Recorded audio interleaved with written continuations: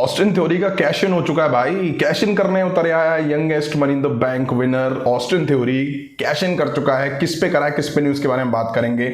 Brock Lesnar से हार का गुस्सा बॉबी लैशली ने किस पे उतार दिया और आज कौन न्यू चैंपियन बनता हुआ दिखाई दिया रॉ के इस एपिसोड में, सबके बारे में बात करने वाले हैं आज की इस वीडियो में। उम्मीद है आप सभी को पसंद आएगी, तो लाइक करे बिना मत जाइएगा। रॉ के शो की शुरुआत ऊसोस और सोलो सिकोआ करते हैं। आज ब्लड लाइन में सैमी ज़ैन यहाँ दिखाई नहीं दिए।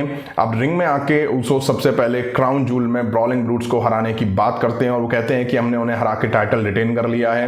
फिर वो बताते हैं कि रोमन रेंज ने लोगन पॉल को हरा दिया है।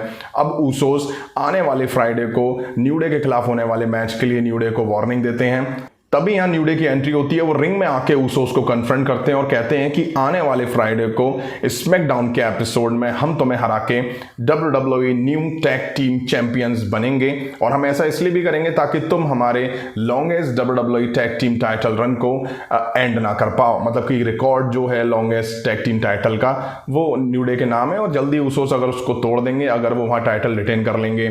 अब यहाँ पे ऊसोस न्यू डे को WWE हिस्ट्री में नंबर 2 की टैग टीम बताते हैं। फिर ऊसोस कहते हैं कि हमें नहीं पता था जिस फैमिली से हम आते हैं उसके बाद हम पे नाम बनाने के लिए कितना प्रेशर होगा। न्यू डे कहते हैं कि जब हम न्यू फैक्शन बने थे तब हमें काफी बू मिलता था, लोग हमें पसंद नहीं करते थे।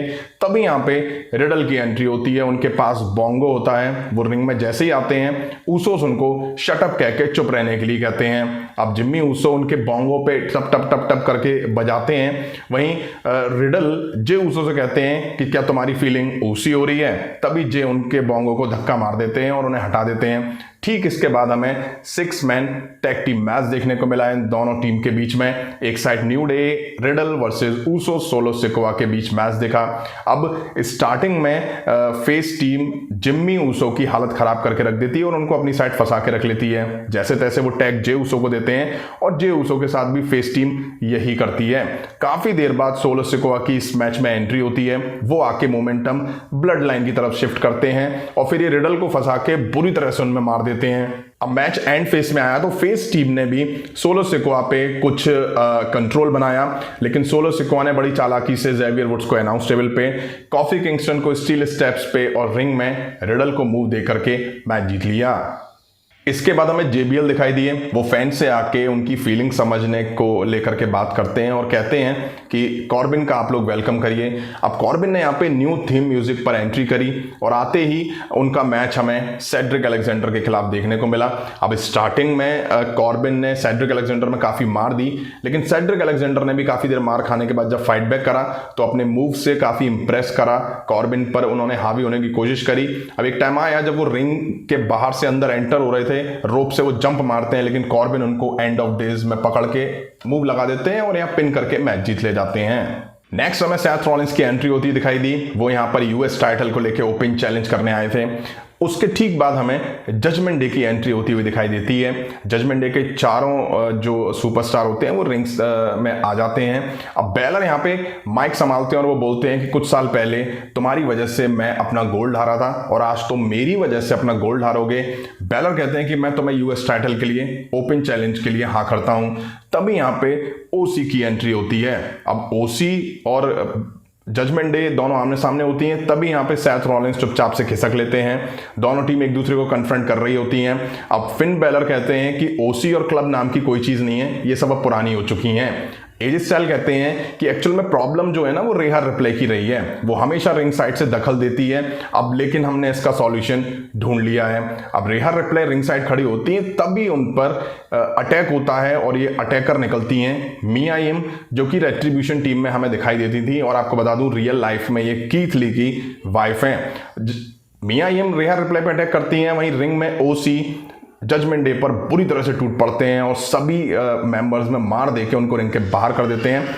एंड में डोमिनिक एजी स्टाइल की पकड़ में आ जाते हैं। उनको वो स्टाइल क्लैश लगाते हैं, हालांकि फिन बैलर उन्हें खींच के वहां से ले जाते हैं। अब बैक स्टेज कैथी गैली सेथ रॉलिंस से पूछती हैं तो सेथ रॉलिंस कहते हैं आज शो खत्म होने तक यूएस टाइटल को लेके ओपन चैलेंज चलता रहेगा। इसके बाद हमें ओटिस वर्सेस अलायस के बीच सिंगल मैच दिखा। रिंग साइड अल्फा अकेडमी के मेंबर चैट गैबल भी मौजूद थे।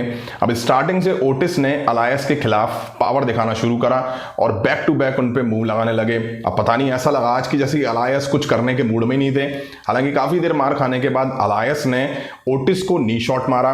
वहीं एप्रिन पर चैट गैबल ने दखल देने की कोशिश करी तो अलायस ने उनको भी नी शॉट दिया, लेकिन यहां ओटिस ने अपना मूव देकर के अलायस को पिन करा और मैच जीत लिया।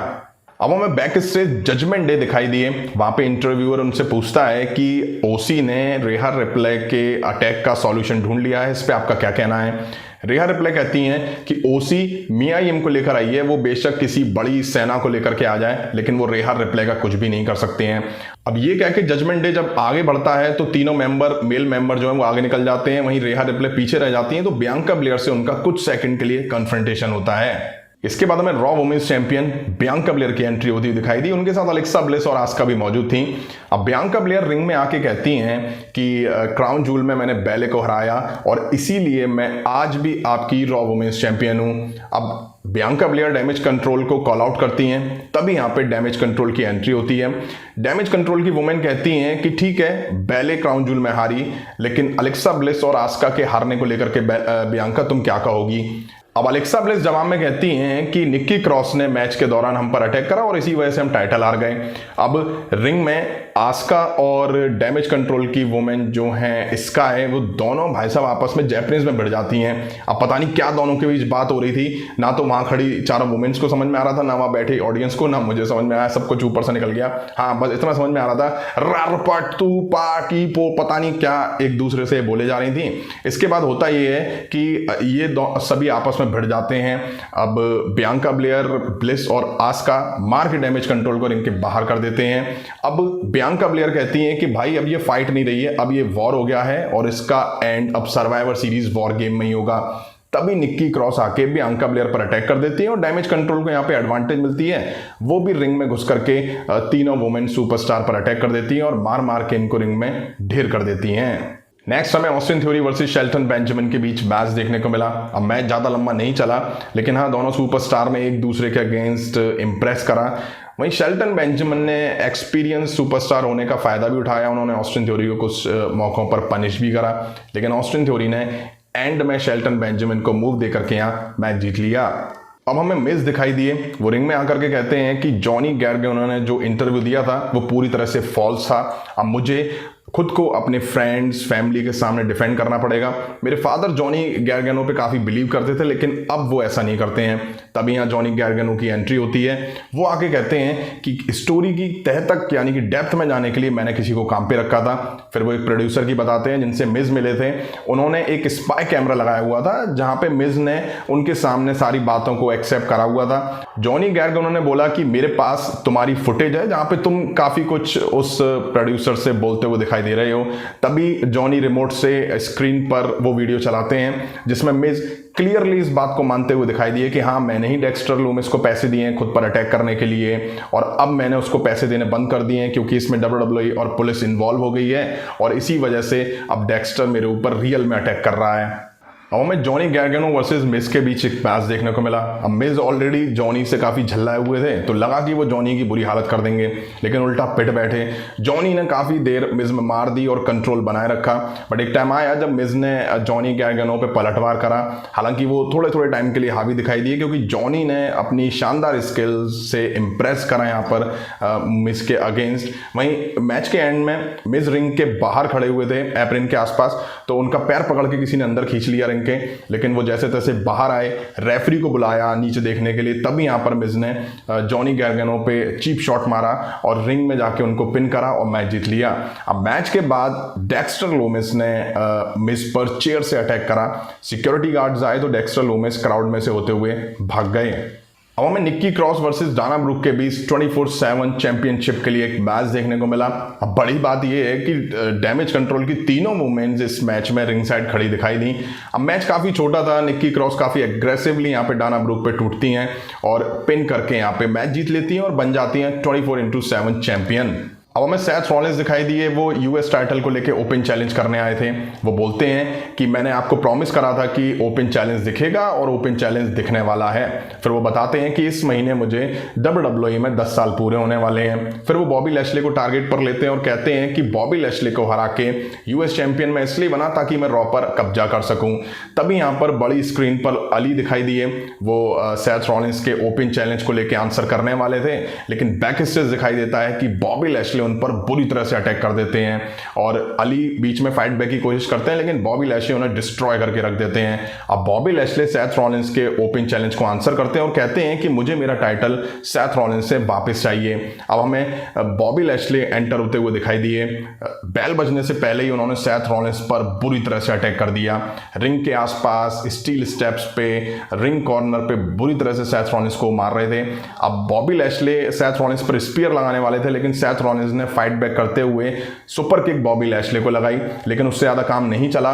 बॉबी लैशले यहां रुकने का नाम नहीं ले रहे थे। ऑफिशियल्स भी आके उनको रोक रहे थे, लेकिन वो मान नहीं रहे थे। उन्होंने सेथ रॉलिंस को single handed chalk slam announce table पर दे मारी। तभी यहां ऑस्टिन थ्योरी की एंट्री हो जाती है। अब पहले से पस्त पड़े सेथ रॉलिंस पर ऑस्टिन थ्योरी आके कैश इन कर लेते हैं भाई यूएस चैंपियनशिप के लिए। ये वाकई बहुत बड़ा सरप्राइज था कि भाई ऑस्टिन थ्योरी का कैश इन यूएस टाइटल के लिए। टोटली शॉकिंग थिंग ये हमें देखने को मिली आज मेन इवेंट में। अब ऑस्टिन थ्योरी पहले से पस्त पड़े सेथ रॉलिंस पर जबरदस्त मूव लगाते हैं और जल्दी से मैच खत्म करने को लेकर के पिन करते हैं, लेकिन हाँ सेथ रॉलिंस किक आउट करते हैं। ऑस्टिन थ्योरी जब अपना फिनिशिंग मूव लगाते हैं और पिन करते हैं तो बॉबी लैशले आके ऑस्टिन थ्योरी को रिंग के बाहर खींचते हैं और बुरी तरह से ऑस्टिन थ्योरी पर अटैक कर देते हैं। उनको हर्ट लॉक लगा के रिंग के बाहर ढेर छोड़ देते हैं। अब 10 काउंट चल रहा होता है और कुछ ही काउंट बचे थे तो ऑस्टिन थ्योरी रिंग में एंटर हो जाते हैं और जैसे ही वो रिंग में एंटर होते हैं सेथ रॉलिंस कर्ब स्टॉम्प लगा के ऑस्टिन थ्योरी को पिन करते हैं और यहाँ पर मैच जीत के वो टाइटल रिटेन कर ले जाते हैं। अब यहीं आज रॉ का एपिसोड एंड हुआ। अब अगर मैं बात करूं ओवरऑल शो की तो शो ठीक ठाक देखने को मिला, कुछ बड़े मोमेंट्स भी देखने को मिले। वहीं अगर मेन इवेंट की बात करूं तो भाई ऑस्टिन थ्योरी का कैश इन फेल हो चुका है। Youngest money in the bank winner cash in करने में फेल हो चुके हैं, अब वो भी यूएस टाइटल को लेकर के। WWE ने इससे बड़ा मजाक शायद मुझे लगता है पिछले कुछ दिन में नहीं दिखाया होगा। ऑस्टिन थ्योरी वो भी यूएस टाइटल को लेकर कैश इन करते हुए दिखाई दिए, वो भी ब्रांड शो में। यार कुछ समझ में नहीं आया। बुरी तरह से इस साल का money in the bank spoil करके रख दिया WWE ने। मुझे लगता है कि WWE को कुछ टाइम के लिए और ऑस्टिन थ्योरी को कॉन्ट्रैक्ट होल्ड कराए रखना था। अगर मैं बात करूं ओसी की तो फाइनली उन्हें आज रिहा रिप्ले का सॉल्यूशन मिल गया है, वो भी मिया यिम यहाँ पे WWE में रिलीज होने के बाद वापसी करती हुई दिखाई दी।